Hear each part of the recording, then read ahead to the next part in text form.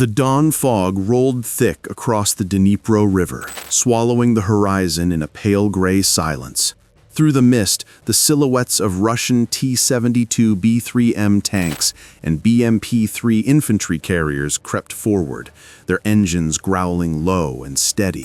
Overhead, MiG-29 fighters carved gold streaks through the morning sky, their contrails glinting in the first light of day. From deep inside a Moscow command bunker, encrypted signals cut through the static. Advance at will. Across the front line, drone relays buzzed awake, and hidden missile crews beneath the reeds adjusted their sights. Every rumble of a tank track, every pulse of radar, felt like the moment before a storm. This was not just a battle for a bridge, it was the opening move in Moscow's long game for dominance. Without warning, the silence shattered. The Russian advance surged toward the Antonievka Bridge, a key artery over the Dnipro. Columns of armor thundered across the plains, their heavy treads carving black scars through the frozen earth. BM-21 Grad rocket launchers opened fire in rhythmic bursts, their salvos painting fiery arcs across the sky and rippling the river's surface with each impact. Above the chaos, MiG-29s jammed communications, hunting for enemy radar locks, while electronic warfare trucks stationed miles behind disrupted every frequency they could find. On the opposite bank, Ukrainian defenders from the 59th Mechanized Brigade crouched in sandbagged trenches, waiting for targets to appear. Their Stugna P anti-tank missiles were locked and ready, guided by the unblinking eyes of Bayraktar TB2 drones orbiting high above. The first missiles streaked across the river, a single line of light cutting through the haze, before slamming into a Russian BMP. The explosion echoed across the valley, a fiery warning that Kherson would not fall quietly. Bayraktar feeds flickered across Kyiv's command screens, each frame revealing fresh targets for artillery hidden near Mykolaiv. But Moscow had planned for this. A Krasuka 4 electronic warfare vehicle began jamming the drones, blinding Ukrainian operators just as the Grad rocket barrage intensified. Within minutes, the Bayraktars lost their signal, their view cut off as the battlefield erupted in smoke. Ukrainian engineers responded fast. 2 robotic UGV scouts rolled forward beneath the bridge, their sensors transmitting live video and thermal maps to nearby artillery crews. Within seconds, counter-battery fire adjusted its aim, pounding Russian mortar positions. But Russian sappers were already advancing behind the cover of TOS-1A thermobaric launchers, their blasts shaking the air and turning soil to dust. The shockwaves rolled down the riverbanks like thunder, drowning out everything else. Inside a temporary command post near Oleshki, Russian officers received a single directive from Moscow: secure the bridge before dusk. On satellite feeds in the Kremlin, the Dnipro glowed red with combat markers. For Moscow's generals, Antonievka wasn't just a crossing, it was a symbol, a message to Kyiv that southern Ukraine would be cut off, piece by piece. But Ukraine's leadership had no intention of surrendering the river. HIMARS batteries were already on the move. As darkness fell, the Antonievka Bridge shimmered in the reflection of flames burning across its span. One last Bayraktar sortie swooped in, tagging Russian fuel convoys before vanishing into the clouds. Then came silence, broken only by the echo of distant artillery. The first phase of the Kherson battle was over. Both armies had bled for a bridge. The next day, the war shifted south. From the flat wetlands of Crimea, new Russian amphibious columns began their push. BTR-82s splashed through marshes, followed by T-80U tanks and Kamaz trucks loaded with ammunition. Overhead, MiA transport helicopters raced through the clouds, escorted by K-52 Alligator gunships that rained down 30mm fire on Ukrainian defenses. On board, paratroopers from Russia's 810th Marine Brigade gripped their rifles, waiting for the drop signal. The southern offensive had begun. Ukraine answered with precision. M777 howitzers, hidden among farmhouses, unleashed GPS-guided shells onto the beachhead, while reconnaissance drones, Leleka 100 and Furia, swarmed above, tracking every armored column. The first fuel convoy ignited in a ball of orange fire that could be seen from Mykolaiv, but the Russian advance pushed forward, relentless and methodical. Smerch rockets roared through the air, followed by the heavy punches of Iskander missiles launched from Crimea. Each strike tore new craters into the landscape. In the skies, MiG-29s clashed with Ukrainian Su-27s in lightning-fast dogfights, spirals of vapor and flares streaking the horizon. A single hit could shift the balance. On the ground, Russian engineers built pontoon bridges under heavy fire, protected by Pantsir S-1 anti-air launchers scanning for drones. By late afternoon, the first amphibious vehicles made landfall east of Oleshki.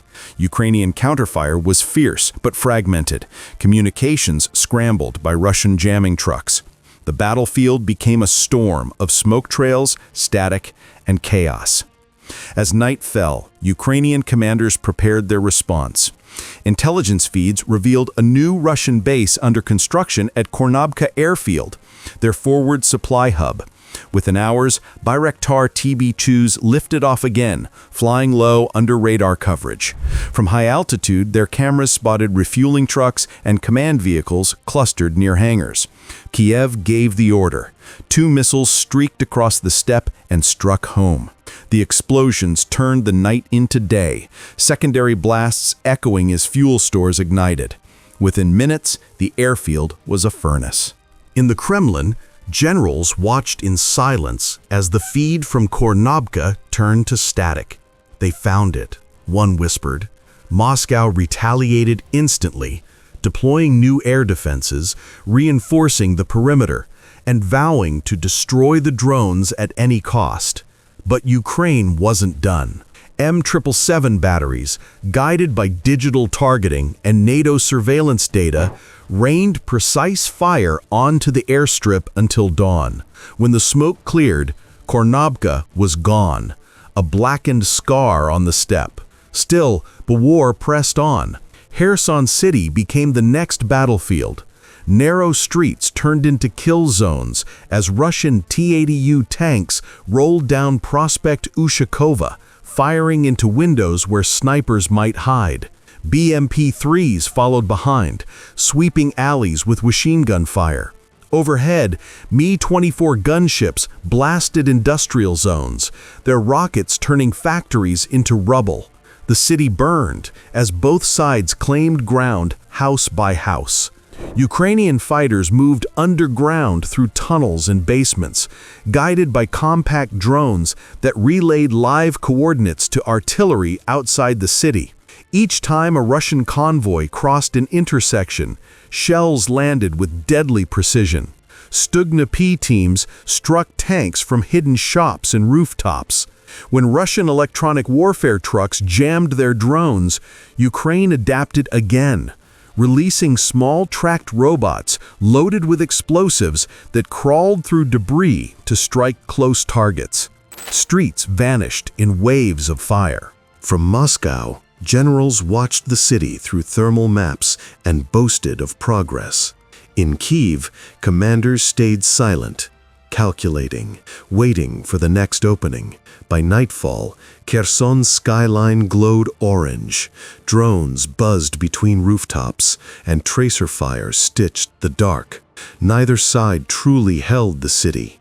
It was a war not for land, but for survival. Then came the counterstrike. Ukraine's intelligence revealed a gap. Russia's logistics had stretched too thin. At 2 a.m., under a moonless sky, HIMARS launchers fired a barrage across the Dnipro, slamming into fuel depots and ammo trucks near the Antonivka Bridge. The explosions lit the night like blue lightning. For a brief moment, it seemed the tide was turning. But Moscow responded in kind. From Belgorod and Crimea, Iskander missiles launched in retaliation, followed by a storm of Smerch rockets. Ukrainian artillery positions vanished in fireballs.